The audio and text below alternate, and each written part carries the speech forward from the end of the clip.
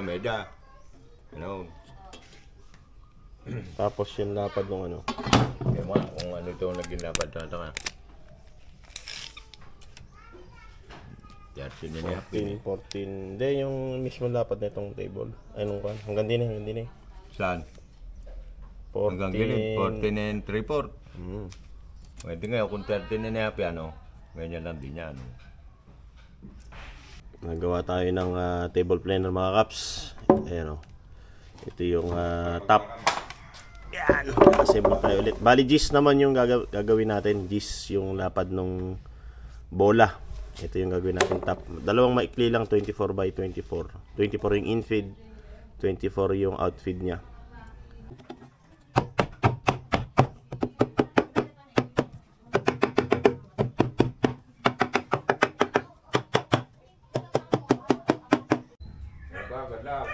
Pero gusto kasi nila yung mga walang table planner makabili. Mga walang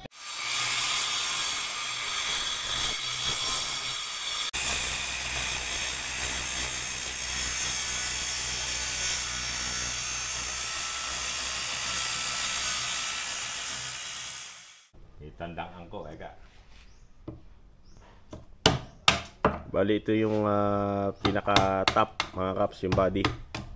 Ito yung pang ibabaw.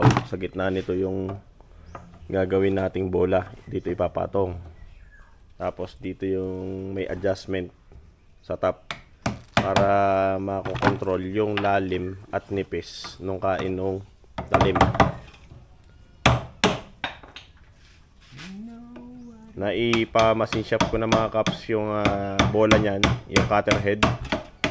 10 inches yung lapad ng lagayan ng talim. Tapos kompleto na yon, may pillow blocks na rin yon, tapos pulya.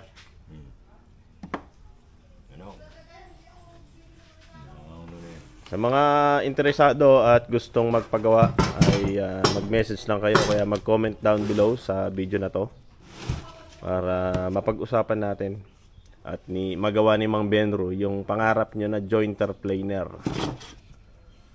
Kasi napaka-bisa, napaka-inam. Oo, ng meron kang table planer o jointer planer. Makagawa ka ng pangbahay mo. Bali yung kahoy na ginamit nato ay 2x6. 2x6 na solid. Ayan, tapos lagyan natin ng block na ganyan. Tapos tex screw yung ginamit nating 2.5 o 2.5 na ang haba na wood tex screw. Mga nakabaon yan mga kaps, kaya matibay. Tapos yung paa niya 2x6 din, katulad nung ginawa namin dito. Ayan o. Ang kagandahan dito, pwede natin palitan yung top. Ito, pagka talagang sira na yung kahoy, ito matagal na to eh, since 2019 pa. Pero all goods pa din siya mga kaps.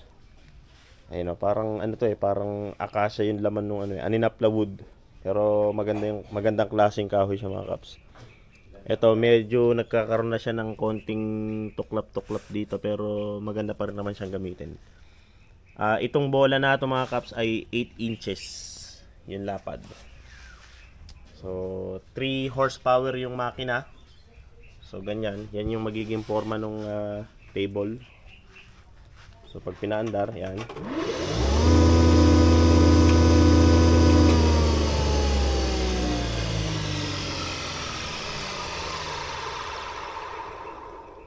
Napakarami ng na-table niyan mga kaps. Marami nang naitwid. Ito nga pala yung kayayaring barnesa ni Mang Rapi na pinto, yung ginawa ni Mang Bornok. Ayan o. Tapos yung minuldura ko nung minsan, gawa ito ni Mang Bornok, pero ako na yung nagmuldura para mas mabilisan. So yun yung pinaka-design niya. Yan o. Shoutout sa customer natin from Sagana, Laurlang.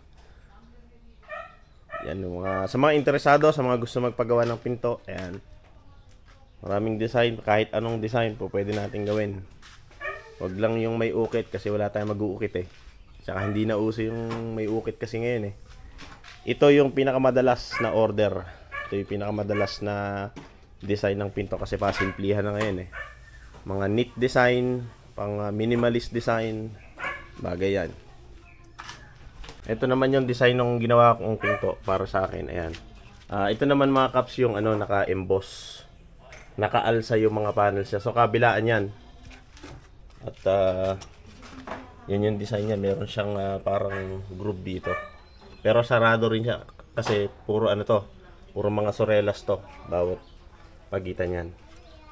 Yan ay Narrowwood mga kaps. Maganda. Meron lang harang dito kasi may malikot na bata. Napos din eh. Matasak mo na. Dali na.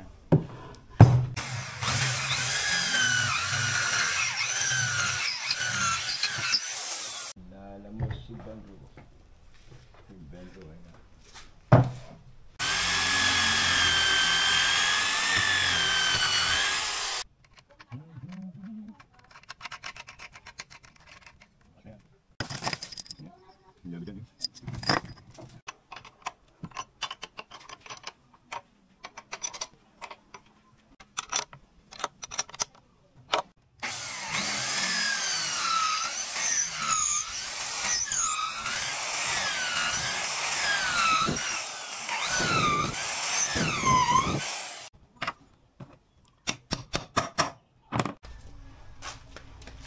Dalawang paa na lang ay goods na. Tap na lang, tsaka yung bola. Tapos lalagyan na lang natin ng base to para sa kabitan ng makina. Ay, ganyan ka. Ay, kanina lapis dyan. Nasa tiyan nila. Nasa tiyan niya.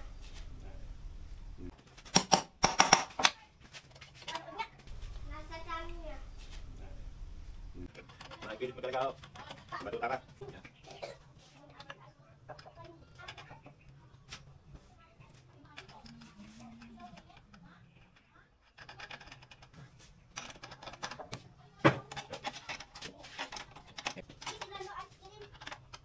Yan yung ganito?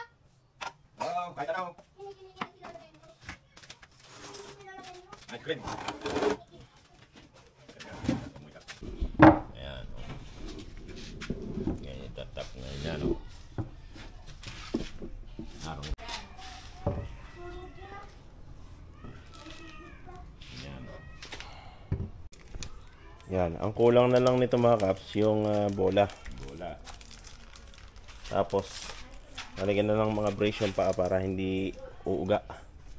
Tapos dito yung makina. Yung haspi ka mo. Yung haspi niya kamo kung pag-ganon. Nakaayon yung haspi niya. Yung haspi niya. Puro pag-ganon. Para pag tinulakan, nakaayon yung haspi ng kahoy.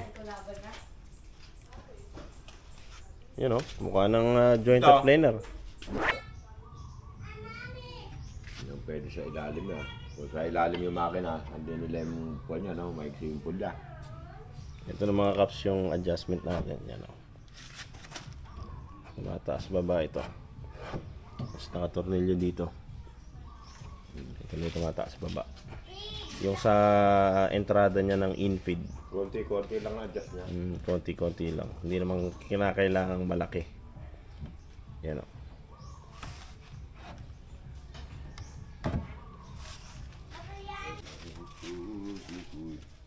Ayan o, nakatornilyo ito mga kaps dito sa sanepa. Tapos nakatornilyo din tong paa. Yan o. Yan o. Dito. Yung lalagay ng adjustment din yan. Hindi na kaya. Tapos maglalagay tayo ng adjustment dito sa likod. Ito. Lalagyan ng ng angle bar dito. Tapos may tornilyo dito sa ilalim mga kaps na pipihitin Yung lang. flat bar sa may dalawang kuneto para yan siya mag-aangat-angat na gano'n. Kakanamon mo na siya ng patag dito. Yung adjustment naman nito mga kaps pataas pa ba ay konti-konti lang. Konti-konti lang, 116 ganyan lang ganyan yan lang. Magyabagya lang. Hindi yung masyadong malaki.